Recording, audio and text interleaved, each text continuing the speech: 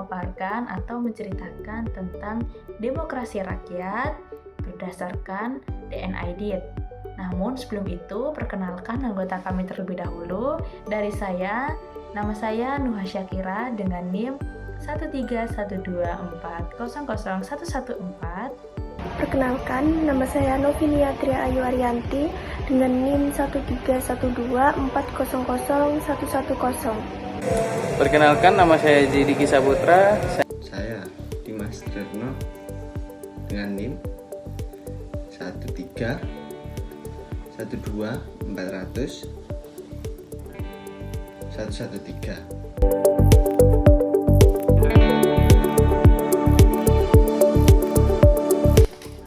First guys, I want to introduce to you who is DNID. So DNID was an Indonesian communist politician. He served as the Secretary General of the Indonesian Communist Party, or we known as PKI. Under his leadership, the PKI became the third communist party after Uni Soviet and China. During 1955 election, IDID and PKI received the most votes because of their programs for common people.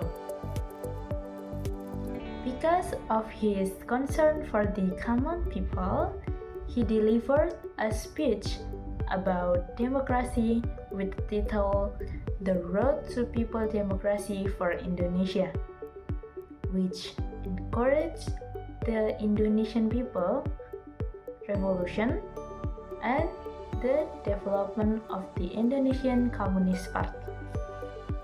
In his speech, he told that Indonesian people should not be neutral in situation of war until peace, because neutral response is a naive action that comes from doctrine of imperialist agent such as right-wing leader and military.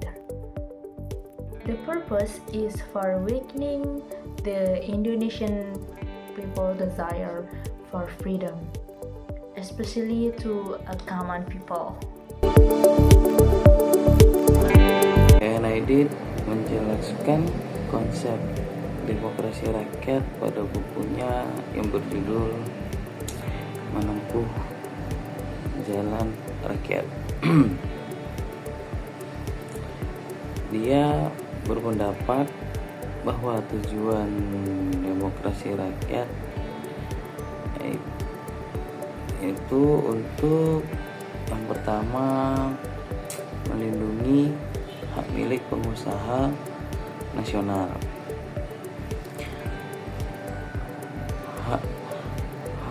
Program hak milik pengusaha nasional tidak bertujuan untuk menasionalisasi perusahaan pengusaha nasional.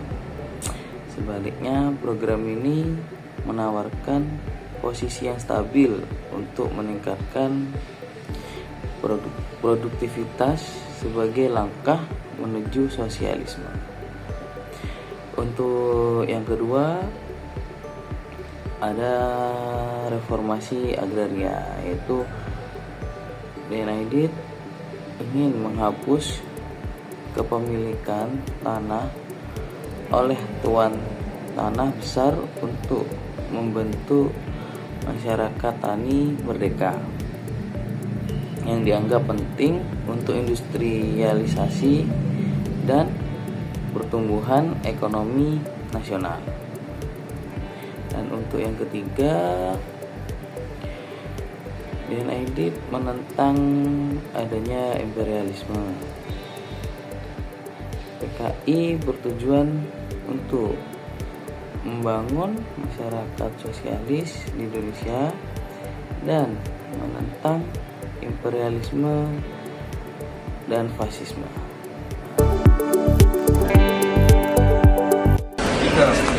Ciri-ciri demokrasi rakyat beserta contohnya menurut DNID.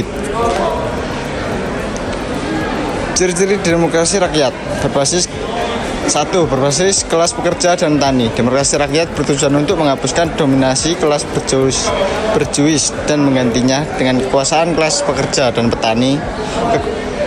Kekuasaan diarahkan untuk memperjuangkan kepentingan rakyat kecil. Contoh, penghapusan hak istimewa kelas kapitalis dan redistribusi tanah kepada petani melalui program reformasi agraria. 2. Anti-imperialisme. Demokrasi rakyat menolak segala bentuk dominasi asing, khususnya imperialisme dan kolonialisme. Tujuan adalah menciptakan kemandirian nasional dalam ekonomi dan politik. Contoh, penolakan kerjasama dengan perusahaan asing yang mengeksploitasi sumber daya alam negara. 3. Ekonomi yang terpusat dan berkeadilan. Sistem ekonomi dan demokrasi rakyat dikelola secara terpusat oleh negara untuk memastikan distribusi kekayaan yang merata. Contoh, nasionalisasi perusahaan besar milik asing atau swasta untuk dikelola oleh negara demi kepentingan rakyat. 4. Kepemimpinan Partai Revolusioner. Dalam demokrasi rakyat, partai revolusioner seperti PKI pada masanya menjadi pemimpin utama dalam mengarahkan kebijakan negara. Contoh kebijakan yang diputuskan oleh PKI di Indonesia pada era 1950 hingga awal 1960-an, seperti memperjuangkan aliansi pekerja dan petani. 5. Mengedepankan pendidikan dan kesadaran politik rakyat. Demokrasi rakyat menekankan pentingnya pendidikan untuk meningkatkan kesadaran politik rakyat agar mereka aktif dalam perjuangan kelas. Contoh, program-program pendidikan yang diselenggarakan oleh organisasi di bawah PKI. 6. Aliansi Kekuatan Rakyat Front Nasional. Demokrasi rakyat menggalang kekuatan dari berbagai lapisan masyarakat. Buka kurung, buruh, petani, dan intelektual, tutup kurung, untuk membentuk Front Nasional melawan kapitalisme dan imperialisme. Contoh pembentukan Barisan Tani Indonesia (BTI) sebagai sayap organisasi petani yang berafiliasi dengan PKI. Saya akan menjelaskan bagaimana jalannya demokrasi di Indonesia menurut Dian Aidit. Dian Aidit adalah seorang pemimpin Partai Komunis Indonesia atau PKI pada era 1950-an hingga 1960-an yang memiliki pandangan cukup kritis terhadap jalannya demokrasi di Indonesia, khususnya dalam konteks periode awal pasca kemerdekaan. Aidit melihat demokrasi sebagai suatu proses yang harus melibatkan rakyat secara langsung dalam pengambilan keputusan politik dan ekonomi. Dalam pandangannya, demokrasi bukan hanya soal pemilihan umum, tetapi juga soal distribusi kekuasaan yang lebih merata dan melibatkan rakyat dalam setiap aspek kehidupan bernegara. Aidit memandang sistem demokrasi yang ada di Indonesia pada waktu itu masih belum sepenuhnya mencerminkan kepentingan rakyat banyak. Di masa itu, Indonesia mengadopsi sistem demokrasi parlementer yang cenderung dikuasai oleh elit politik dan seringkali menghasilkan instabilitas pemerintahan.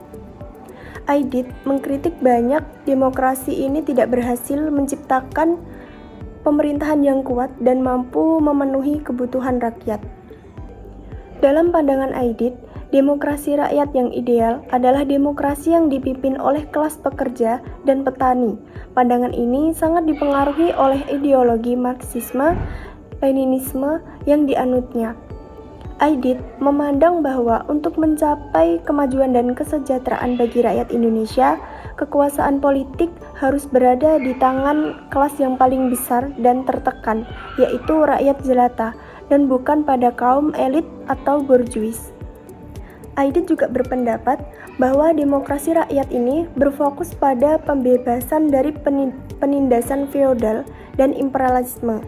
Menurutnya, demokrasi di Indonesia harus dapat mengubah struktur sosial ekonomi yang timpang, terutama yang terkait dengan ketergantungan pada negara-negara barat dan kekuasaan elit lokal. Dian Aidit mengakui bahwa Indonesia memiliki sejarah perjuangan kemerdekaan yang panjang dan melibatkan berbagai kelompok, termasuk golongan nasionalis. PKI berusaha menjalin aliansi dengan kelompok-kelompok ini untuk membangun front rakyat nasional yang bersatu melawan imperialisme dan kapitalisme. Front nasional ini merupakan sebuah langkah strategis untuk menyatukan berbagai kekuatan politik dalam perjuangan bersama, meskipun mereka memiliki perbedaan ideologis. Dengan demikian, ia melihat bahwa perjuangan sosial di Indonesia tidak hanya dilakukan oleh satu kelompok, tetapi harus melibatkan persatuan antara kaum proletariat dan kelompok nasionalis yang anti penjajahan. Dalam kerangka demokrasi rakyat, AIDIT dan PKI juga menekankan pada pentingnya nasionalisasi industri-industri besar dan sumber daya alam yang ada di Indonesia, serta redistribusi kekayaan kepada rakyat. Dalam pandangannya, ekonomi Indonesia perlu diubah dari sistem kapitalis yang hanya menguntungkan segelintir orang menjadi ekonomi yang lebih berpihak kepada rakyat banyak.